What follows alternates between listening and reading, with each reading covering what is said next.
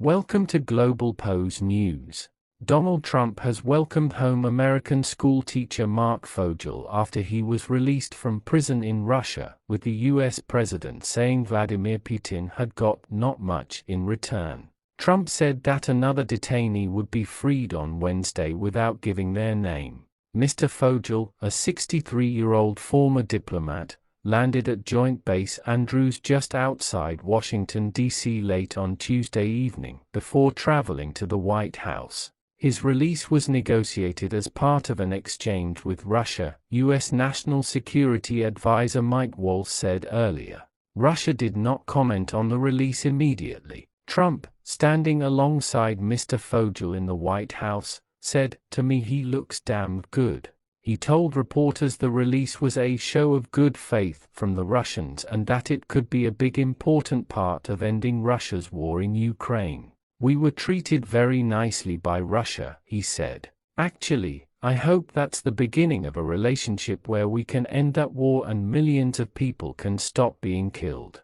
Hundreds of thousands of people, the majority of them soldiers, are believed to have been killed since Russia invaded Ukraine nearly 3 years ago. Describing the prisoner deal with Russia as very fair, very reasonable, Trump said, "Somebody else is being released tomorrow. I feel like the luckiest man on earth right now," said Mr. Fogel. "I'm a middle-class school teacher who's now in a dream world." Mr. Fogel's sister, Anne Fogel, earlier told the BBC that her brother, who was detained in Russia in 2021, was moved last Wednesday from a penal colony in Rybinsk. She said the family had known his release was a possibility but also that the negotiations were very tenuous. After landing on U.S. soil, the White House posted on X, "Promises made, promises kept," along with a picture of Mr. Fogel. In a statement obtained by CBS News, the BBC's U.S. news partner, his wife Jane and sons Ethan and Sam said, "This has been the darkest and most painful period of our lives, but today, we begin to heal."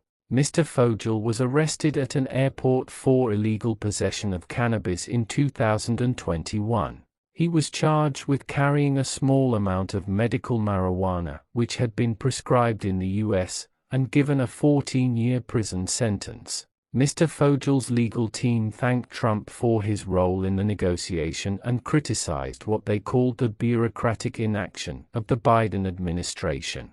President Trump secured Mark's release in just a few weeks, wasting no time in taking decisive action to bring Mark home, a statement from his lawyers, also sent to CBS, said. Mr. Fogel was not classed by the U.S. government as wrongfully detained until December 2024, despite beginning his sentence in 2022.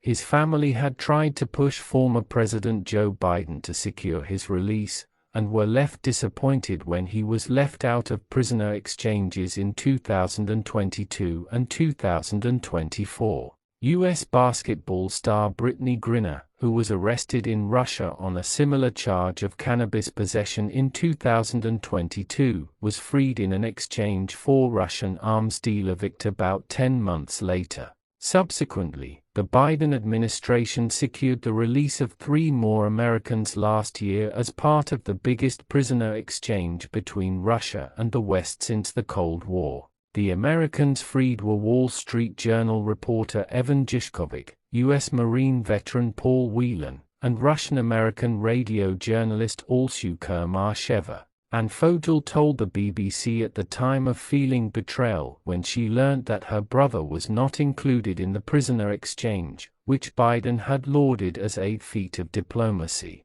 Mr. Fogel, from Pittsburgh, Pennsylvania, was a teacher at the Anglo-American School of Moscow. He had previously worked as a diplomat at the U.S. Embassy there. While in prison, he reportedly taught English to fellow inmates. It is unclear if the U.S. released someone in return for Mr. Fogel. Mr. Fogel flew back to the U.S. with Steve Witkoff, Trump's special envoy to the Middle East. Witkoff's trip to Russia is the first by a senior U.S. official to the country in a number of years. Most contact between the nations was shut off following Russia's invasion of Ukraine. Walz said Mr. Fogel's release was a sign we are moving in the right direction to end the brutal and terrible war in Ukraine. He did not provide further details. Trump announced earlier on Tuesday that Treasury Secretary Scott Bessent would travel to Ukraine later this week. During his presidential campaign, Trump promised to end the war in Ukraine in 24 hours. But in an interview with Fox News on Monday, he said, Ukraine may make a deal, they may not make a deal. They may be Russian someday or they may not be Russian someday.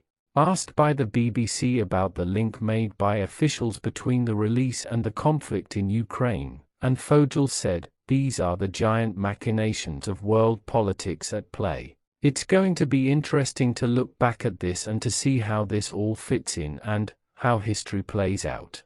For more updates, news, views from around the globe, follow us on all our social media platforms at Globalpose.